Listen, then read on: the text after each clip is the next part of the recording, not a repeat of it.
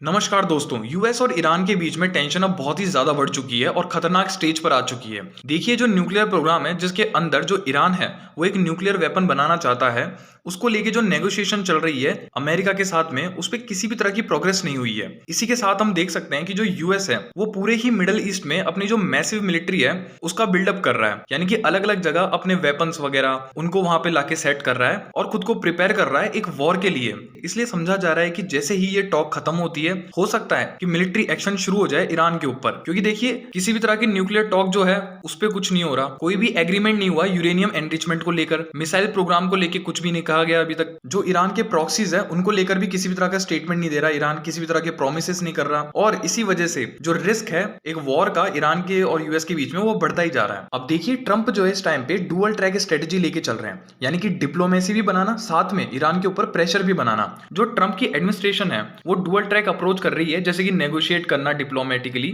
Iran के साथ में, जिसके अंदर वार्तालाप वगैरह भी ये लोग कर रहे हैं, टॉक्स अभी चल रही हैं दोनों के बीच में, कैसे भी करके एक दोनों किसी भी पॉइंट पे आके सहमत हो जाए और ये जो वॉर जैसी सिचुएशन है इसको किसी भी तरह खत्म करा जाए। इसी के साथ इकोनॉमिक प्रेशर ईरान के ऊपर बहुत ज्यादा लगाया हुआ है अभी, जैसे कि आप देख सकते हो कि ईरान के ऊपर पहले से ही सैंक्शन वगैरह लगा रखे हैं और काफी ज्यादा इकोनॉमिक प्रेशर आ रखा है इस वजह से ईरान के ऊपर। इस वजह से अमेरिका को ये लग रहा है कि जो ईरान है वो इन सब चीजों से झुक जाएगा। लेकिन आप देखिए कि इसके साथ बहुत बड़ा रिस्क भी है कि ईरान जो है वो एस्केलेट ना कर दे सिचुएशन को। और इसी के साथ हम देख रहे हैं कि जो वॉशिंगटन है, यानी कि जो अमेरिका है, अब वो पेशेंस लूज कर रहा है खुद का, यानी कि जो अमेरिका है वो यही देख रहा है कि ईरान के ऊपर अब मिलिट्री स्ट्राइक करनी ही पड़ेगी, क्योंकि वो किसी भी तरह से नेगोशिएट करने के मूड में नहीं है। अब देखिए, अमेरिका ने इस वक्त पे जो उसकी जल सेना है उसको बहुत ज्यादा बढ़ा दिया है और अलग अलग जगह डिप्लॉय कर दिया है पूरे मिडिल ईस्ट के अंदर, जो कि साफ चेतावनी दे रहा है कि ईरान के ऊपर किसी भी वक्त स्ट्राइक हो सकती है। इसके अंदर एयरक्राफ्ट कैरियर्स है, गाइडेड मिसाइल्स है, डिस्ट्रॉयर्स है, और इसी के साथ में सारी चीजें प्रिपेयर है वॉर के लिए। देखिए, 2 एयरक्राफ्ट कैरियर जो है उसको डिप्लॉय करा गया है अभी तक।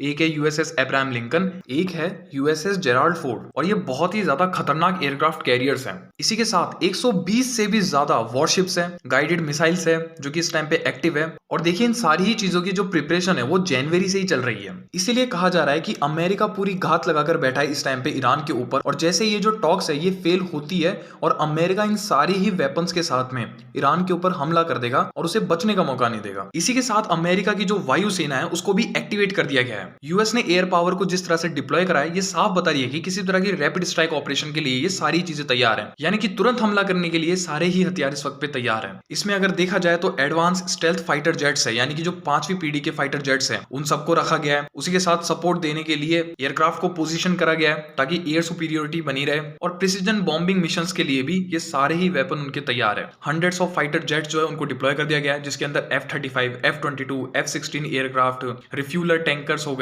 50 जेट्स तो ऐसे हैं जो कि पिछले 48 घंटे में ही डिप्लॉय करे गए हैं। आप सोच के देखिए कि कितना जल्दी यूएस जो है अपनी वायुसेना को पूरे मिडिल ईस्ट में डाल रहा है, ताकि किसी भी वक्त अगर वॉर हो जाती है तो इन सब का इस्तेमाल करके वो रैपिड स्ट्राइक कर सके ईरान के ऊपर। इसी के साथ लॉजिस्टिक मूवमेंट भी देखी गई है जो कि सिग्नल करता है एक रियल वॉर प्रिपरेशन की तरफ। देखिए, यूएस जो है उसने ट्रांसपोर्ट किया है मैसिव क्वांटिटीज में वेपन हो गए, एम्यूनिशंस हो गई, यानी कि गोलियां हो गई, मिसाइल्स डिफेंस सिस्टम हो गए उस रीजन में, यानी कि मिडिल ईस्ट में। इसी के साथ 150 से भी ज्यादा कार्गो फ्लाइट जो है वो रिकॉर्ड हुई है। C-17 ग्लोब मास्टर जो है उसको डिप्लॉय करा गया है, मिसाइल डिफेंस सिस्टम डिलीवर करा गया है, बंकर बस्टर बॉम्ब्स पोजीशन किया है। ये बंकर बस्टर बॉम्ब्स इसलिए यूज करे जाएंगे कि देखिए, जो भी फैसिलिटीज वगैरह पहाड़ों के बीच में और बंकर्स में है, यानी कि बहुत ही नीचे है, उनको तहस नहस करने के लिए जो बंकर बस्टर बॉम्ब्स है इसी का इस्तेमाल करा जाएगा। अगर हम पिछले साल की बात करें तो पिछले साल भी जो ईरान के ऊपर हमला हुआ था, ऑपरेशन मिडनाइट हैमर हुआ था, उनके अंदर भी ये जो बंकर बस्टर बॉम्ब्स है यही इस्तेमाल हुए थे। अब देखिए, इसी के साथ में जो ग्राउंड फोर्सेस है, यानी कि जो यूएस के ट्रूप्स प्रेजेंट है अभी मिडिल ईस्ट के अंदर, उन सबकी जो क्वांटिटी है वो बढ़ा दिया गया है ताकि किसी भी तरह की वॉर जैसी सिचुएशन के लिए वो सारे प्रिपेयर रहे। डिफेंसिव, ऑफेंसिव, ग्राउंड सिस्टम जो है उसको एक्टिवेट कर दिया गया है ताकि सिक्योर कर सके मिलिट्री इंस्टॉलेशंस को और सपोर्ट कर सके किसी भी तरह के ऑपरेशंस को। देखिए, जो ट्रूप्स है जो ये डिप्लॉय हुए हैं ये साफ बता रहे हैं कि ईरान के ऊपर जब हमला होगा तो किसी भी तरह का सपोर्ट प्रोवाइड करवाने के लिए, अपने जो एम्यूनिशंस वगैरह है उनको सिक्योर करने के लिए, और अलग अलग जगह से ईरान पे हमला करने के लिए, यानी कि ग्राउंड से भी अगर ये चाहे तो ये हमला कर सकते हैं ईरान के ऊपर। इसलिए जो ट्रूप्स है इन सबको बढ़ा दिया गया है, जैसे कि कतर में, बहरीन में, गल्फ बेसिस को जो है इस टाइम पे हाई अलर्ट पे रख दिया गया है। पेट्रोइट एयर डिफेंस सिस्टम को डिप्लॉय कर दिया गया है। थर्ड मिसाइल्स का जो डिफेंस सिस्टम है उसको एक्टिव कर दिया गया है। इन सारी चीजों से समझ आ रहा है कि जो यूएस है वो क्लियरली एक वॉर के लिए प्लान कर रहा है और कहीं ना कहीं वो एक टाइम बाई कर रहा है कि थोड़ा सा उसको टाइम मिल जाए प्रिपेयर करने के लिए खुद को। इसीलिए वो शायद टॉक्स वगैरह का जो नाटक है ये खेल रहा है अमेरिका ईरान के साथ में। अब देखिए अमेरिका ने 2 हफ्ते का अल्टीमेटम दिया है ईरान को, जिसके अंदर ईरान को कहा है कि 2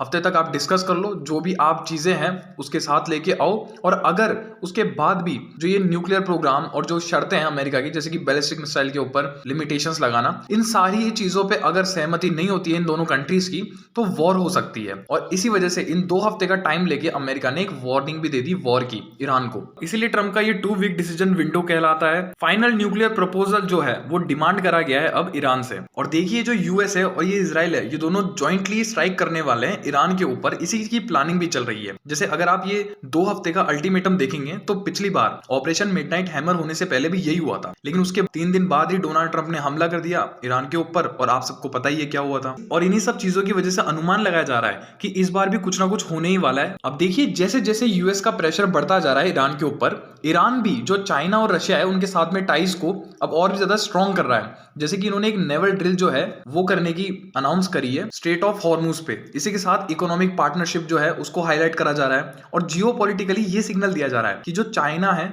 और रशिया है वो ईरान के साथ में खड़ा है इस टाइम पे। देखिए चाइना का 25 से 30% जो ऑयल है वो ईरान से ही आता है, और ये जो पैसे है ये युआन में भी नहीं देता, ना ही डॉलर में देता। ये क्या बोलता है कि हम आपसे ऑयल ले लेंगे, बदले में हम आपका इंफ्रास्ट्रक्चर में जो है कंट्रीब्यूट कर देंगे। अच्छा, वो इंफ्रास्ट्रक्चर बनाने के लिए भी कौन लोग आते हैं? चाइना से ही लोग जाते हैं और वहां पे इंफ्रास्ट्रक्चर बनाते हैं। और देखिए इसमें जो है चाइना पूरे ही प्रॉफिट में रहता है। इसी के साथ अगर मिडिल ईस्ट में कुछ ना कुछ डिस्टर्बेंस चलती रहती है, जैसे कि ईरान पर पूरा फोकस रहता है, तो चाइना के ऊपर भी फोकस नहीं रहता, जिस वजह से चाइना जो है वो कोई भी हरकत कर सकता है। इसी के साथ खुद का डेवलपमेंट भी करता रहता है और यूएस उस पर पूरी तरीके से फोकस नहीं हो पाता, क्योंकि मिडिल ईस्ट में ईरान खड़ा रहता है, पूरा ध्यान उसको ईरान पर ही देना पड़ता है। इन्हीं सब कारणों की वजह से अगर किसी भी तरह ईरान के अंदर रिजिम फॉल करती है, यानी कि रिजीम जो है वो चेंज होती है, तो आप ये मान लीजिए कि सबसे बड़ा नुकसान होगा रशिया के लिए भी और चाइना के लिए भी। अगर आपको वीडियो अच्छी लगी हो तो आप लाइक कीजिए, कमेंट कीजिए। मिलते हैं नेक्स्ट वीडियो में, तब तक के लिए टाटा बाय बाय।